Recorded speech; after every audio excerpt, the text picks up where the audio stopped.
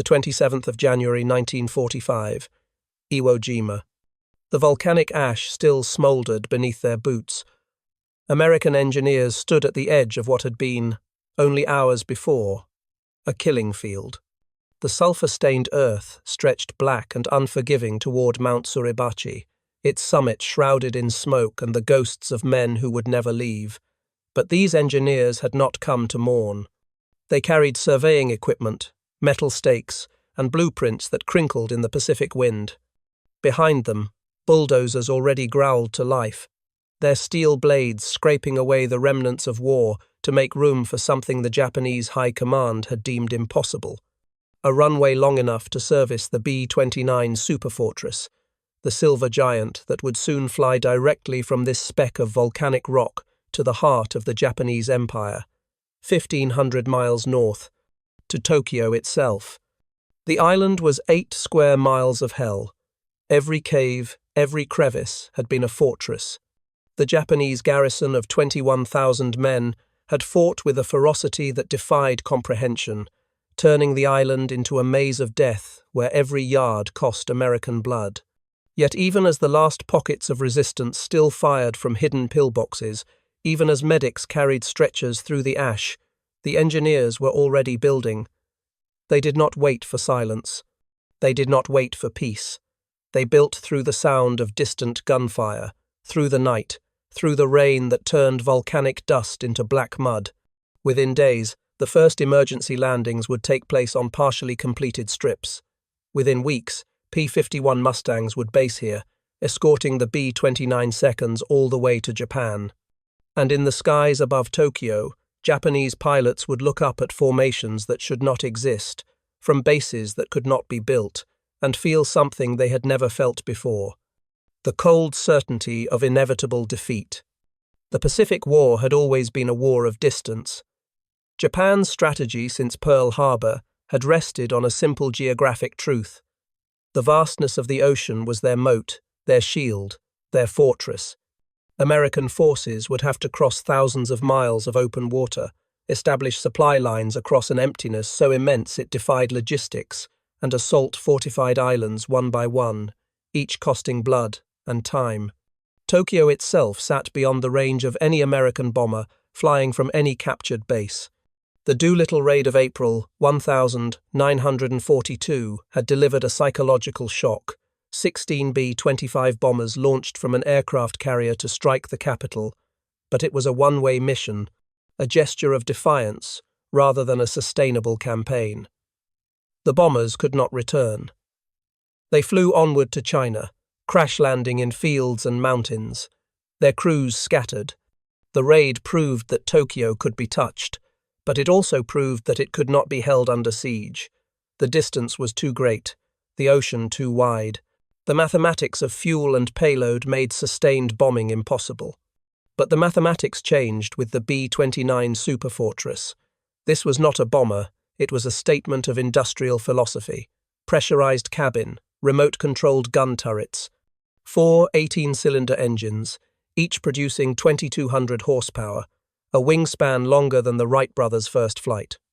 A range that stretched beyond 3,000 miles when lightly loaded, carrying 5 tons of incendiaries into the sky and returning to base with fuel to spare.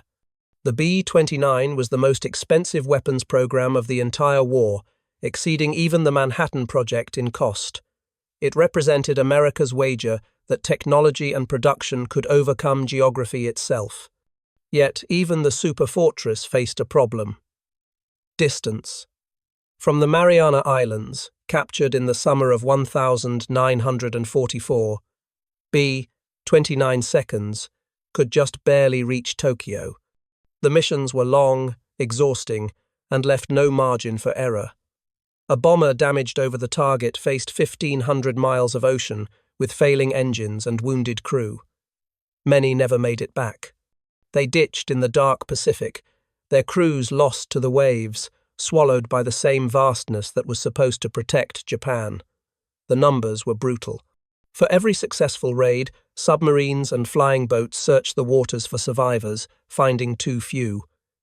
The air crews called it the long swim, a euphemism for drowning in the dark. And so the island-hopping campaign acquired a new purpose. It was no longer merely about capturing territory or destroying Japanese garrisons. It was about building bases. Every island seized became a potential airfield, a stepping stone that shortened the distance, that brought the B-29 seconds closer, that turned the impossible mathematics into cold, calculable certainty. Saipan, Tinian, Guam. And then, most crucially, Iwo Jima, a worthless volcanic rock that sat almost exactly halfway between the Marianas and Tokyo. Iwo Jima had no resources, no population, no strategic value except for one thing. It had flat ground, and flat ground could become a runway. The Japanese understood this perfectly. That is why they fortified Iwo Jima with a desperation that bordered on madness. Lieutenant General Tadamichi Kuribayashi, commanding the defense, knew he could not win. He knew reinforcements would never come. He knew the American fleet offshore would pummel his positions until the island was unrecognizable. But he also knew what the island represented. In his letters home, he wrote with the clarity of a man already dead. He told his family he would not return. He told his officers that their mission was not to repel the invasion, but to delay it, to make every foot of ground cost American lives, to buy time for the homeland. He forbade banzai charges, the suicidal human wave attacks that had squandered Japanese soldiers on other islands. Instead, he ordered his men to dig. They dug 11 miles of tunnels through volcanic rock. They placed artillery in caves that opened and closed like mechanical mouths, firing and retreating before counter-battery fire could locate them. They turned the island into a single, sprawling fortress, a place where death waited in every shadow. The Americans who landed on the 19th of February, 1945, walked into a slaughterhouse. The Marines expected fierce resistance, but they did not expect this.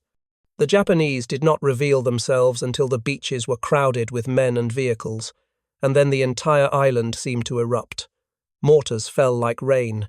Machine guns fired from invisible positions. The volcanic sand offered no cover, no concealment, only a soft black surface that swallowed boots and slowed movement to a crawl. Men died on the beach. Men died in the surf. And still the landing craft came, wave after wave, because there was no turning back. Iwo Jima had to be taken. The runways had to be built. The battle lasted 36 days. It became the only marine engagement of the Pacific War where American casualties exceeded Japanese casualties.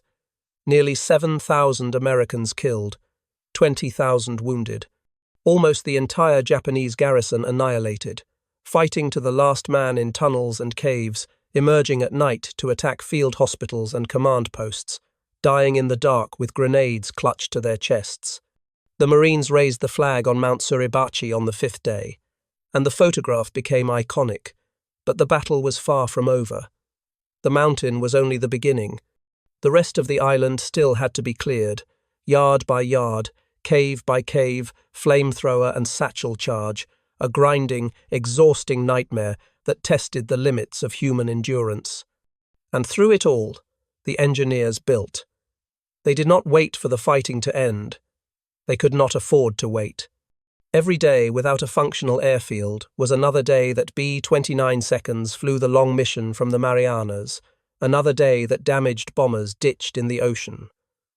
The construction was frantic, almost reckless. Bulldozers worked under fire. Graders smoothed runways while mortar shells fell nearby. Seabees and engineers died with tools in their hands, shot by snipers concealed in rocks they had passed a dozen times. They poured mast and matting, interlocking steel plates that turned soft volcanic ash into a surface hard enough for heavy bombers. They worked through the night, using floodlights despite the risk of drawing fire, because the alternative was unthinkable. More aircrews lost at sea. On the 4th of March 1945, barely 2 weeks into the battle, a B-29 named Dynamite made the first emergency landing on Iwo Jima.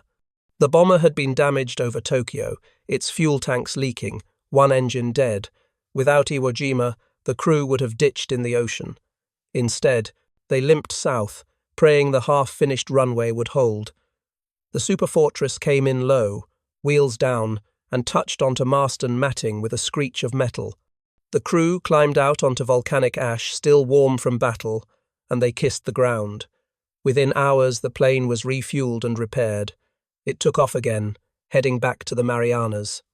The system worked. By the end of the war, more than 2,400 B-29 seconds would make emergency landings on Iwo Jima. That number represented roughly 27,000 aircrew members, men who would have otherwise drowned or been captured. The Marines who took the island paid for it with their blood, and in return they bought the lives of men they would never meet, whose bombers would never have survived the long flight home. The mathematics of sacrifice are never clean, never fair, but they are sometimes undeniable. In Tokyo, the Japanese High Command watched the reports with mounting dread. Iwo Jima had fallen. Runways were operational. And now the B-29 seconds came not in small formations, but in waves, hundreds at a time, escorted by fighters that could now fly all the way from Iwo Jima, circling over the capital like hawks. The distances that had protected Japan were collapsing. The ocean was no longer a moat, it was a highway. Japanese pilots had been trained since childhood to believe in the spiritual superiority of the warrior.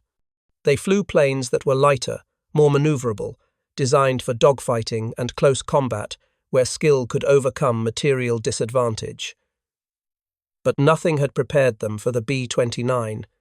It flew higher than most Japanese interceptors could reach. Its defensive armament was devastating. 12 50 caliber machine guns controlled remotely, firing with computer-assisted precision. Japanese pilots who attacked B-29 formations often did not return. Those who did return brought stories that sounded like myths.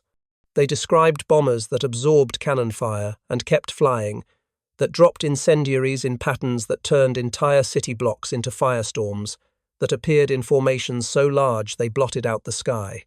Flight Warrant Officer Izamu Sasaki flew a Kawasaki Ki-61, a fighter designed to intercept high-altitude bombers. On the night of the 9th of March, 1945, he was scrambled along with every available interceptor in the Tokyo area. Radar stations had detected an enormous formation approaching from the south. Over 300 B-29 seconds, flying low, just 5,000 feet, loaded with incendiaries. Sasaki climbed through the dark, his engines straining, and when he broke through the cloud layer, he saw something that would haunt him for the rest of his life. The sky was full of bombers, not a squadron, not a wing, an armada. They flew in a stream that stretched from horizon to horizon, their silver bodies reflecting the fires already burning below. Tokyo was ablaze. The firestorm had begun. Sasaki armed his cannons and dove toward the nearest B-29. His approach was textbook, coming in from above and behind, aiming for the wing route where fuel tanks clustered. He fired. The tracers arced into the bomber's fuselage, and he saw sparks, saw metal tear, but the B-29 did not falter. It held formation. Its turrets swiveled, and suddenly the night was full of tracers coming toward him. He broke away, rolling violently, and felt impacts along his left wing. 2 of his control surfaces were shredded. He struggled to maintain altitude, his fighter shaking, and looked back. The B-29 he had attacked was still flying. It had not even left formation. Below, Tokyo burned with a heat that reached into the sky. The firestorm created its own weather, winds strong enough to uproot trees, temperatures that melted glass. 16 square miles of the city were incinerated. Over 100,000 people died, most of them civilians, suffocated by smoke or burned alive in wooden houses that ignited like matchsticks. The B-29 seconds flew through the smoke, their bomb bay doors open, and the incendiaries fell in clusters, spreading fire like seeds. Sasaki could see them falling, glittering in the firelight, and he understood with perfect clarity that this was not a battle. This was annihilation. He managed to land his damaged fighter at a base outside the city. The ground crew stared at him as he climbed out, his flight suit soaked with sweat, his hands shaking. They asked if he had shot down any of the bombers. He told them no. He told them the truth. The bombers were untouchable. They came from bases that should not exist, flew in numbers that defied belief, and carried enough incendiaries to burn the world. One of the ground crew, a young conscript barely 16, asked where the bombers came from. Sasaki looked south, toward the ocean, toward the islands that Japan had once controlled, and he said one word: Iwo Jima. The psychological impact of Iwo Jima's fall cannot be overstated. Japanese propaganda had spent years assuring the population that the homeland was invulnerable, that the vast Pacific would swallow any invasion force, that American logistics could never sustain a campaign across such distances. And then, suddenly, American bombers were overhead every night, and they were coming from an island that had been Japanese territory just months before. The message was clear. Nowhere was safe. The Americans could build a base anywhere, on any rock, no matter how remote, no matter how heavily defended. They would simply pay the price in blood and steel and keep building. What terrified the Japanese military leadership most was not the bombing itself, but what it represented. The United States had crossed an ocean, seized islands, built airfields, and established a logistical chain so efficient that bombers could fly round-trip missions to Tokyo as routinely as mail delivery. This was not the work of a nation struggling to sustain a war effort. This was the work of an industrial colossus operating at a level Japan could not comprehend, let alone match. The B-29 became a symbol, but the true symbol was the runway. Every airstrip carved into volcanic ash, every mast and mat laid under fire, every gallon of fuel shipped across the Pacific represented a worldview that Japan had underestimated. The United States did not merely fight wars, it built infrastructure in the middle of them. It turned battlefields into construction sites. It assumed that any problem could be solved with enough resources, enough labor, enough willpower. And it was right. Japanese soldiers, stationed on bypassed islands, isolated and starving, heard rumors of Iwo Jima and did not believe them. They could not believe that an island so heavily fortified could fall so quickly, or that the Americans would bother to build air bases there when they could simply bypass it, like so many other strongholds. But the Americans did not bypass Iwo Jima. They took it, held it, and transformed it, because the arithmetic of war had changed. Every island captured was not just a victory, it was a future runway, a refueling point, a link in a chain that stretched from California to Tokyo, unbreakable and ever tightening. By the summer of 1945, the strategic bombing campaign had evolved into a relentless, systematic destruction of Japan's industrial capacity. The B-29 seconds flew from multiple bases, now Guam, Saipan, Tinian, and Iwo Jima, and their targets ranged from aircraft factories to oil refineries to railway hubs. The Japanese Air Force, once a formidable adversary, had been reduced to scattered remnants. Fuel shortages grounded most fighters. Experienced pilots were dead, replaced by teenagers with minimal training who flew obsolete planes on suicide missions. The skies over Japan belonged to the Americans. In this environment, Japanese pilots no longer hoped to win air battles. They hoped only to die meaningfully, to take a bomber with them, to prove that the spirit of the warrior still mattered in the face of industrial annihilation. Kamikaze tactics, initially reserved for naval battles, were adapted for air defense. Pilots loaded their fighters with explosives and dove into B-29 formations, hoping to destroy a bomber through collision. Some succeeded, most did not. The B-29 seconds flew in tight formations specifically to concentrate defensive fire, and the kamikaze pilots often disintegrated before reaching their targets, torn apart by intersecting streams of .50 caliber tracers. Lieutenant Fumio Tatsumi flew one such mission. He was 19 years old, a university student conscripted into the Air Force in 1944. By the time he received his wings, the war was already lost, though no one dared say it aloud. He was assigned to a special attack unit, a euphemism for kamikaze.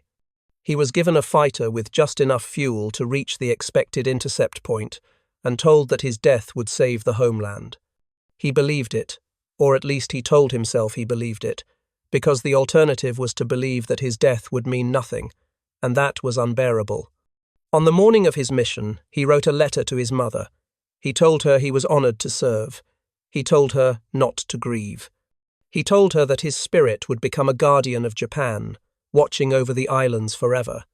He did not tell her that he was terrified, that his hands shook as he climbed into the cockpit, that he had never actually seen a B-29 up close and had no idea if his plane could even reach their altitude. He took off with 11 other pilots, all of them flying toward a formation detected over Osaka. The plan was simple: climb as high as possible, dive into the bombers, and detonate on impact. Tatsumi's engine began to sputter at 18,000 feet. Fuel mixture problem. Or perhaps the engine was simply worn out, like everything else in Japan by the summer of 1945. He pushed the throttle forward, willing the plane to climb higher, and then he saw them. The B-29 seconds, a formation of perhaps 60 bombers, flying in staggered layers, their silver bodies gleaming in the sunlight. They looked immense, larger than anything he had imagined, and they flew with a precision that seemed almost mechanical, each plane holding perfect position relative to the others. He armed his explosives, nosed the plane over, and dove. The world became a tunnel of speed and light. He could see the bombers growing larger, see the turrets swiveling toward him, see the flashes of muzzle fire. And then something struck his plane, a hammer blow that tore through the canopy and peppered his chest with shrapnel. His vision went red. The controls went slack. The fighter began to tumble, spinning out of control, and through the blood and pain and roaring wind, Fumio Tatsumi realized he was going to die without even touching a bomber. He had failed. His death would mean nothing. He did not remember the impact. Ground crews found the wreckage in a rice paddy, the fighter crumpled like paper, the pilot's body burned beyond recognition. They recovered his identification tags and sent them to his family along with a certificate declaring him a hero. His mother placed the tags on the family altar and wept for 3 days. She never learned that her son died in a failed attack, that his sacrifice changed nothing, that the bombers he tried to stop continued on to their target and returned safely to Iwo Jima. The mathematics of attrition were pitiless. Japan was losing pilots faster than they could be trained. They were losing planes faster than they could be built. They were losing fuel faster than it could be refined from the dwindling reserves. And every week, more B-29 seconds arrived in the Pacific, more bases became operational, more runways stretched across islands that had been jungle or volcanic ash months before. The Americans were not slowing down. They were accelerating. Japanese intelligence officers compiled reports that read like horror stories. They documented the speed at which American engineers could construct an airfield. 10 days from the first bulldozer to the first landing. They documented the tonnage of supplies arriving at each base. Fuel, ammunition, food, spare parts, luxuries, everything delivered on a schedule that seemed impossible. They documented the living conditions of American air crews: hot meals, clean bunks, mail from home, Coca-Cola flown in from Guam. It was obscene. It was incomprehensible. And it was terrifying, because it revealed the truth that Japanese propaganda had spent years denying. The United States was not struggling. It was not rationing. It was not sacrificing. It was simply building, producing, and deploying at a scale that made Japan's total industrial output look like a cottage industry. The recurring symbol of this disparity, the detail that Japanese soldiers fixated on, was food. American rations were abundant, varied, and often included items that seemed like luxuries: canned fruit, chocolate bars, cigarettes, chewing gum. Japanese soldiers, by contrast, were starving. Rations had dwindled to rice and seaweed, and often not even that. Soldiers stationed on bypassed islands resorted to eating grass, roots, anything to stave off starvation. When they captured American supplies, They found crates of goods that seemed like treasures from another world. One captured diary from a Japanese soldier on Saipan described opening a ration box and finding peaches in syrup. He wrote that he wept at the sight, not from joy, but from despair, because he understood that a nation that could afford to ship canned peaches to the front lines of a war was a nation that could not be defeated. The B-29 crews ate steak before missions. This detail, mentioned in interrogation reports, became a fixation for Japanese intelligence. Steak, real beef, cooked to order, served on metal trays in mess halls that had been built on islands captured months ago. The Americans fed their bomber crews better than Japanese officers ate in Tokyo. It was not just a matter of morale, it was a demonstration of capacity, a statement that said, "We have so much that we can waste it on comfort." And the bombers themselves became symbols of that abundance. Each B-29 cost $600,000, more than a small warship, and the United States built nearly 4,000 of them. Japan's entire military budget for 1,945 could not have purchased the B-29 seconds that bombed Tokyo in a single month. The disparity was so vast that it ceased to be a matter of tactics or strategy. It became existential. Japan was not losing a war, it was being erased by an economic system it had never understood. In the final months of the war, Japanese civilians would stand in the ruins of their cities and watch the B-29 seconds fly overhead in broad daylight, untouchable, unopposed. The anti-aircraft guns had run out of ammunition. The fighters were grounded for lack of fuel. The sirens still wailed, but people no longer fled to shelters. There was no point. The firestorms were too vast, the incendiaries too many. Survival was a matter of luck, not preparation. And so they watched the silver giants pass overhead, flying in formation, and they understood that the war was over, even if the government refused to admit it. The irony, lost on no one who survived, was that Japan had started the war believing distance would protect them. The Pacific Ocean, they thought, was an unconquerable barrier, a natural fortress that would exhaust any attacker. And for a time, it seemed true. The Americans struggled. They bled. They died on beaches and in jungles, their logistics stretched thin, their progress measured in yards. But they did not stop. They built. They adapted. They turned every captured island into a fortress of their own, a link in a chain that grew stronger with every battle. And when they finally reached Iwo Jima, when they paid the butcher's bill to take that worthless rock and turn it into a runway, the distance collapsed. The ocean ceased to be a barrier. It became a road. Japanese pilots who survived the war would later describe a specific moment when they knew defeat was certain. For many, it was not a battle or a particular loss.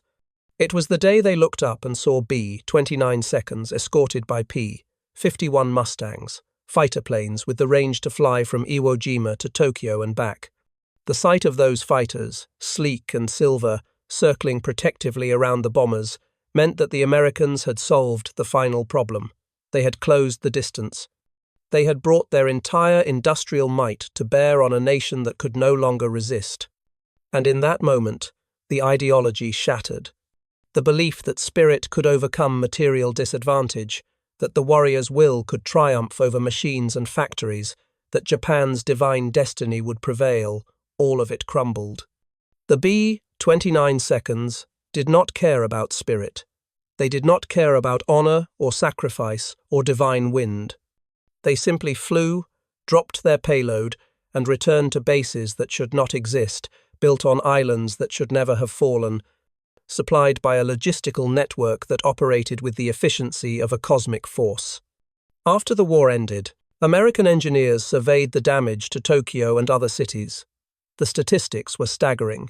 Over 60% of urban areas destroyed, millions homeless, infrastructure devastated. But what struck them most was the industrial efficiency of the destruction.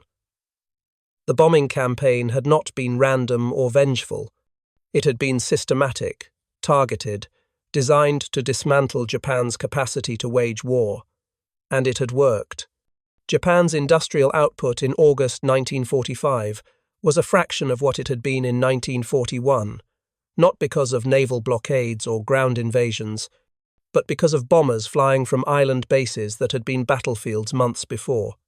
The runways remained. Long after the war, Iwo Jima's airstrips served as emergency landing sites for trans-Pacific flights. The volcanic ash, once soaked with blood, was paved over with concrete. The caves where Japanese soldiers died were sealed. But the runways endured, a monument to the engineers who built them under fire, to the Marines who paid for them with their lives, and to the bomber crews who used them to survive the long flight home. There is a photograph, taken in late 1945, of a B-29 landing on Iwo Jima at sunset. The plane is silhouetted against the red sky, wheels down, flaps extended, coming in low over the black volcanic sand. In the foreground, a group of Marines stands watching, their rifles slung over their shoulders, their uniforms faded and torn. They do not wave or cheer.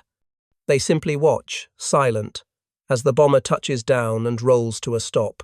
Somewhere in that plane are 11 men who do not know the names of the Marines who made their landing possible, who will never know how many died to build the runway beneath their wheels. And the Marines, watching the bomber taxi toward the hardstand, do not know which missions this crew has flown or how many cities they have burned.